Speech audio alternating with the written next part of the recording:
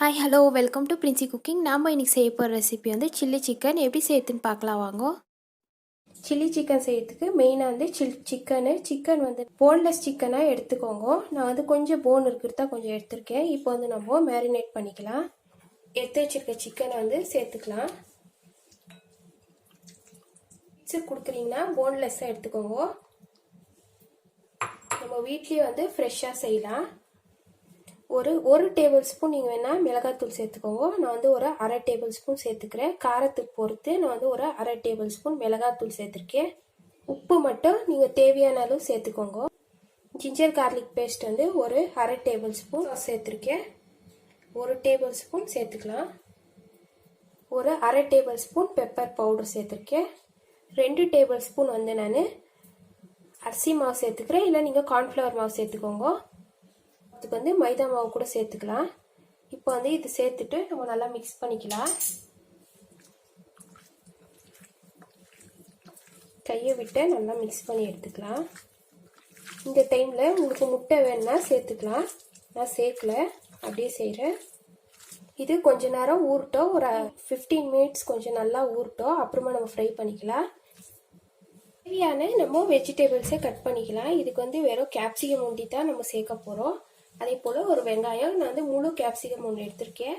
அதே போல் ஒரு பெரிய சைஸு வெங்காயம் இப்போ வந்து நம்ம கட் பண்ணி எடுத்துக்கலாம். அதே போல் கேப்சிகம் உள்ளக்கிற அந்த சீடு வந்து நமக்கு தேவைப்படாது. நமக்கு வெறும் கேப்சிகம் போதும்.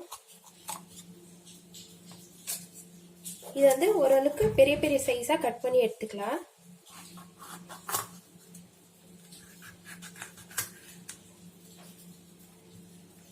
இது போல பெரிய பெரிய சைஸா கட் பண்ணி எடுத்துக்கோங்க. வெங்காயத்தை வந்து நம்ம கட் பண்ற மெத்தட் வந்து கொஞ்சம் டிஃப்ரெண்டா இருக்கும். இதுக்கு 2 சைடுல இருக்கிற ஓரம் வந்து நம்ம எடுத்துடலாம்.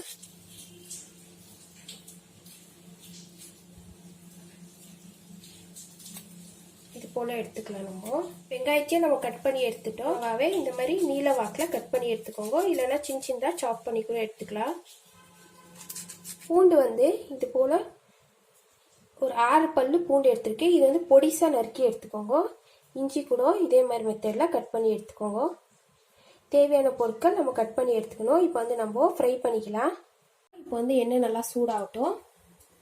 ஊற வச்சிருந்ததில்ல மேரினேட் பண்ணி சிக்கனு. இப்போ வந்து நம்ம கார்ன்ஃப்ளவர் மாவு வந்து ஒரு 2 டேபிள் ஸ்பூன் சேர்த்துக்கலாம். அப்போ தான் நம்மளுக்கு வந்து மசாலா வந்து நல்லா கோட் ஆகும். ஃப்ரை பண்ணுறதுக்கு முன்னாடி சேர்த்துக்கோங்க. அப்போ வந்து நம்மளுக்கு இன்னும் நல்லா கிறிஸ்பியாக கிடைக்கும். இப்போ வந்து நல்லா மிக்ஸ் பண்ணி விட்டுலாம். நல்லா சூடாக இருக்கணும். அப்போ தான் நம்ம போடுற மசாலா வந்து ஒட்டாத இருக்கும்.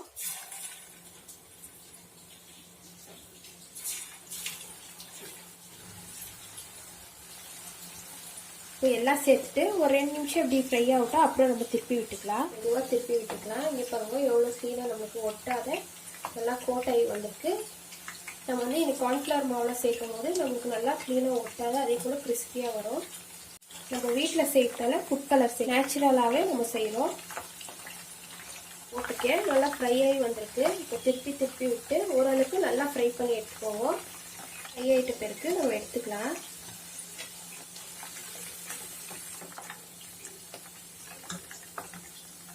இப்போலாம் நல்லா ஃப்ரை பண்ணி எடுத்துக்கோங்க.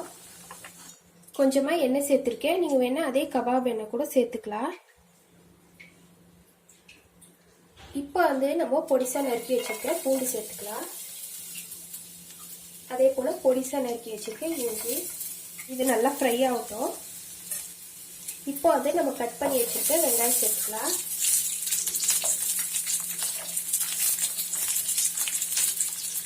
அதே போல கேப்சிகம், கட் பண்ணி வச்சிருக்க பச்சை மிளகாய் சேர்த்துக்கலாம்.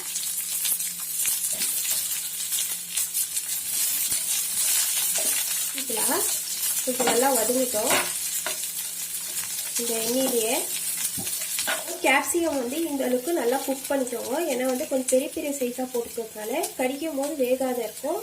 கொஞ்சம் நல்லா வெந்து வரட்டோன்ட்டு கொஞ்சம் மீடியம் சீமில் வச்சு நல்லா ஃப்ரை பண்ணி எடுத்துக்கோங்க. லைட்டாக வந்து கலருக்காக மிளகாத்தூள் சேர்த்துக்கலாம். மிளகாத்தூள் ஒரு அரை டேபிள் ஸ்பூன், கரம் மசாலா ஒரு 1/4 டேபிள் ஸ்பூன், தேவையான அளவு உப்பு சேர்த்துக்கலாம் கொஞ்சமாக.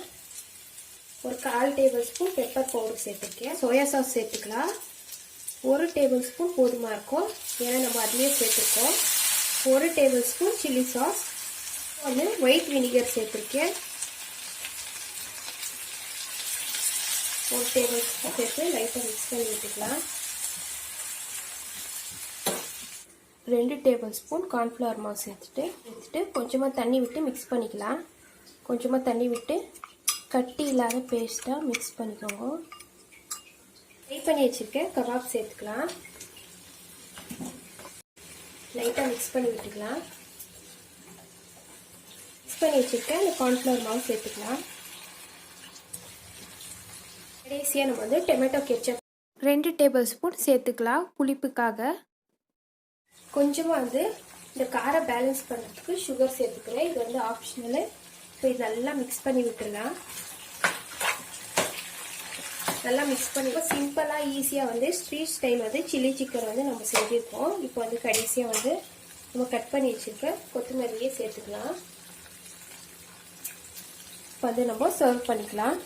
அதே மாதிரி வந்து நல்லா சுட சுட சில்லி சிக்கன் நீங்களும் ட்ரை பண்ணி பாருங்க, ரொம்ப டேஸ்ட்டாக இருக்கும். உங்களுக்கு இந்த ரெசிபி பிடிச்சிருந்துச்சுன்னா மறக்காத என் சேனலை லைக் பண்ணுங்க, ஷேர் பண்ணுங்க, சப்ஸ்கிரைப் பண்ணுங்க.